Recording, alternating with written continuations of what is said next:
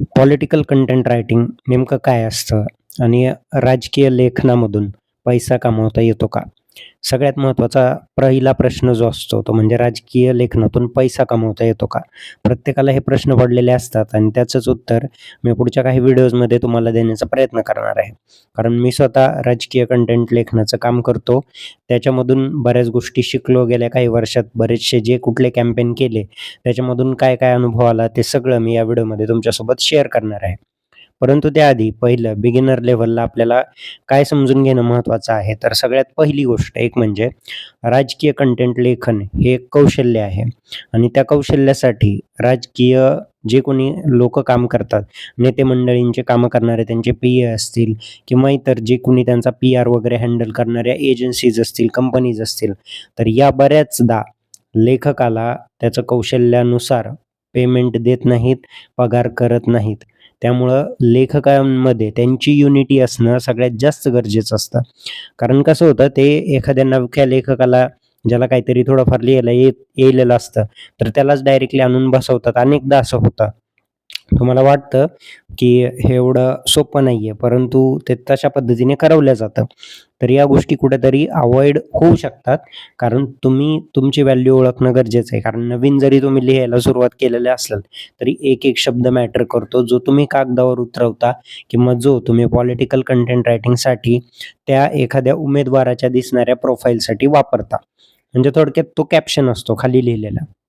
मग त्यासाठी त्या आमदार खासदाराच्या भेटीगाठी असतील, ते आमदार खासदार कुठल्या कार्यक्रमाला उपस्थित राहिलेले असतील, त्यानंतर तो आमदार खासदार एखादं त्याचं जे काही लोकसभेत, संसदेत किंवा इतर ठिकाणी त्याने त्याच्या सभेत ठराव मांडला असेल किंवा त्याच्याविषयी कोणासोबत चर्चा केलेली असेल, तर यांसारखे जे मुद्दे असतात ते व्यवस्थित गुंफून आपल्याला लिहायचे असतात.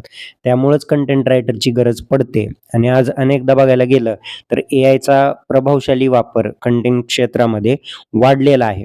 परंतु एका लिमिटनंतर लोकांचा एआयवरून मन उठतं आणि लोकांना व्हरायटी हवी असते आणि ही व्हरायटी कशी येऊ शकते, तर प्रत्येक लेखक हा वेगवेगळ्या पद्धतीने विचार करणारा असतो. तो प्रत्येक एखाद्या समारंभावर, कार्यक्रमावर वेगळ्या पद्धतीने विचार करतो आणि तो आपले विचार मांडतो.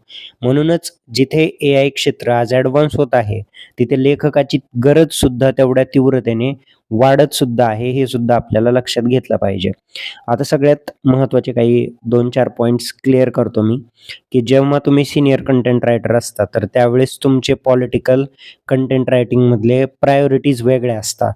ज्यावेळेस तुम्ही ज्युनियर कंटेंट रायटर असतात, त्यावेळेस तुमच्या प्रायोरिटीज ज्या आहेत त्या वेगळ्या असतात.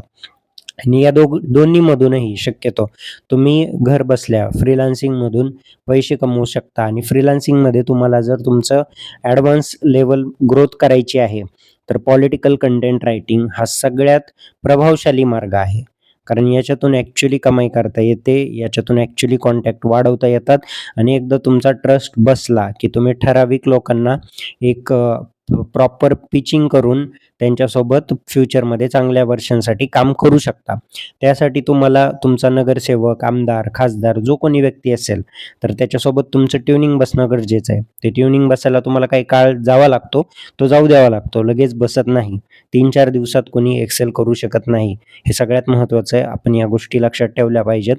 आणि आता इथून पुढे येणाऱ्या एआय कोर्सेसमध्ये मी जे काही तुम्हाला शिकवणार आहे, तर ते सगळं असेल. सीनियर कंटेंट रायटर काय काम करतो, ज्युनियर कंटेंट रायटरला काय काम करावं लागतं, तुम्ही कशा पद्धतीने एआयचा वापर करून तुमचं लिखाण अजून प्रभावी करू शकता, हे सुद्धा आपण त्या कोर्सच्या माध्यमातून माहिती शिकणार आहोत. तर मी आशा करतो की तुम्ही या चॅनलला सबस्क्राईब करून ठेवा आणि माझ्या पुढच्या व्हिडिओजसाठी आजच लाईक करून ठेवा, नोटिफिकेशन ऑन करून ठेवा. तर मी तुमच्यासाठी असे वेगवेगळे माहिती जी आहे ती घेऊन येणार आहे, जी तुमच्या फायद्याची नक्की ठरू शकते. धन्यवाद.